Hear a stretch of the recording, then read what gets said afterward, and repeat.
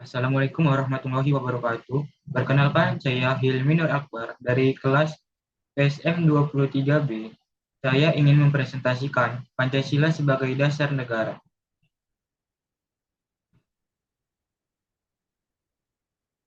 Pengertian Pancasila sebagai dasar negara, yaitu setiap sendi-sendi ketatanegaraan pada Republik Indonesia harus berlandaskan dan harus sesuai dengan nilai-nilai Pancasila.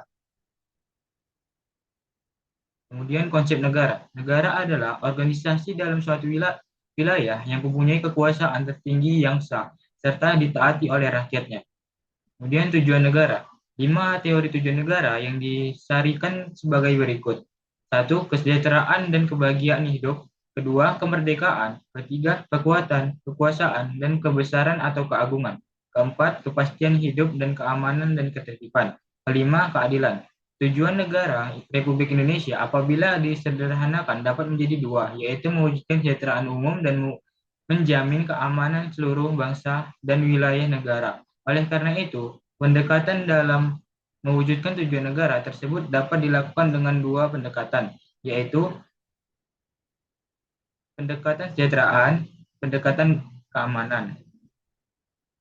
Konsep dasar negara. Dasar negara merupakan suatu norma dasar dalam penyelenggaraan bernegara yang menjadi sumber dari segala sumber hukum sekaligus sebagai cita hukum, baik tertulis maupun tidak tertulis dalam satu negara. Agensi Pancasila sebagai dasar negara. Agensi Pancasila sebagai dasar negara dapat menggunakan dua pendekatan, yaitu institusional, yaitu membentuk dan penyelenggaraan negara yang bersumber pada nilai-nilai Pancasila, sehingga negara Indonesia memenuhi unsur-unsur sebagai negara modern yang menjamin terwujudnya tujuan negara. Kedua, human resource. Terletak pada dua aspek, yaitu orang-orang yang memegang jabatan dalam pemerintahan yang melaksanakan nilai-nilai Pancasila secara murni dan konsekuensi di dalam pemenuhan tugas dan tanggung jawabnya, sehingga formulasi kebijakan negara akan menghasilkan kebijakan yang menjawantahkan kepentingan rakyat. Hubungan antara proklamasi dengan pembukaan Undang-Undang Dasar 1945. Di dalam pembukaan Undang-Undang Dasar 1945, tepatnya pada alinea ketiga, terdapat pernyataan kemerdekaan yang dinyatakan oleh Indonesia. Hubungan antara proklamasi kemerdekaan 17 Agustus dengan pembukaan Undang-Undang Dasar 1945 sebagai berikut. Satu, disebutkan kembali pernyataan kemerdekaan dalam bagian ketiga. Pembukaan menunjukkan bahwa antara proklamasi dengan pembukaan merupakan suatu rangkaian yang tidak dapat dipisahkan. Kedua, ditetapkannya pembukaan pada 18 Agustus 1945 bersama-sama ditetapkannya Undang-Undang Dasar. Presiden dan Wakil Presiden merupakan realisasi bagian kedua proklamasi. Ketiga, pembukaan hakikatnya merupakan pernyataan kemerdekaan yang lebih terperinci dari adanya cita-cita luhur yang menjadi semangat pendorong ditegakkannya kemerdekaan dengan berdasarkan Pancasila. Keempat, dengan demikian, sifat hubungan antara pembukaan dan proklamasi yaitu memberikan penjelasan terhadap dilaksanakan proklamasi pada 17 Agustus 1945, memberi penegasan dan memberi pertanggungjawaban terhadap dilaksanakannya proklamasi 17 Agustus 1945. Pembukaan Undang-Undang Dasar Negara Republik Indonesia 1945 merupakan pokok kaidah negara yang fundamental, sehingga terhadap tata tertib hukum Indonesia mempunyai dua macam kedudukan, yaitu satu, sebagai dasarnya faktor mutlak bagi adanya tertib di Indonesia.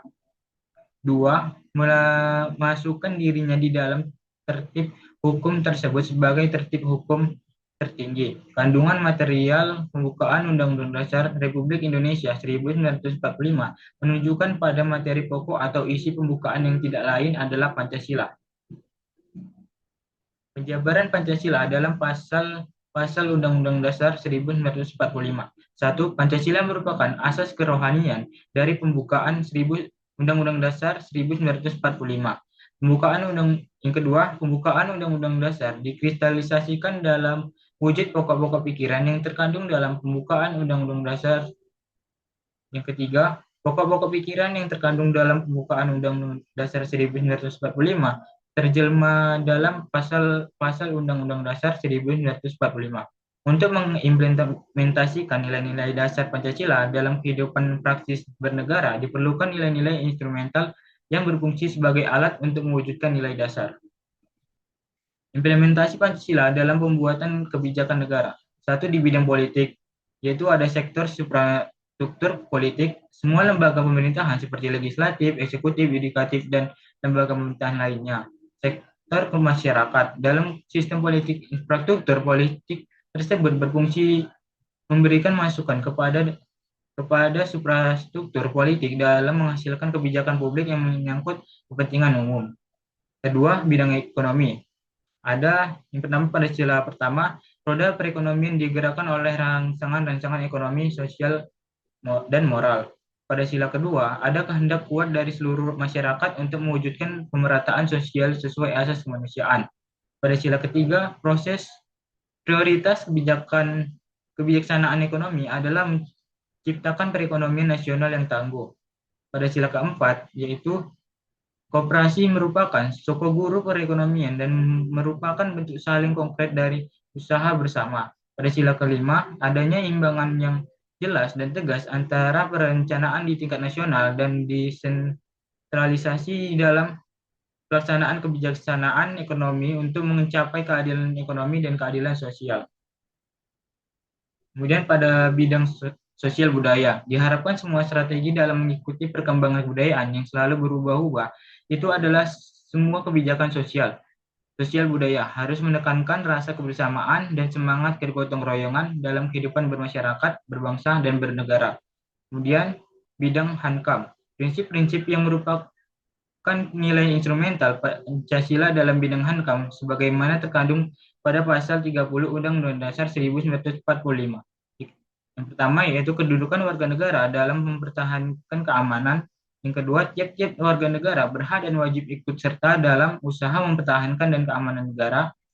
Ketiga, TNI dan Polri merupakan kekuatan utama, sedangkan rakyat sebagai kekuatan pendukung. Keempat, TNI sebagai alat negara dengan tugas pokok mempertahankan, melindungi, dan memelihara keutuhan dan kedaulatan negara.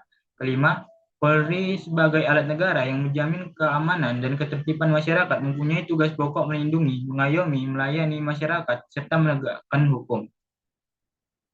Sekian presentasi dari saya.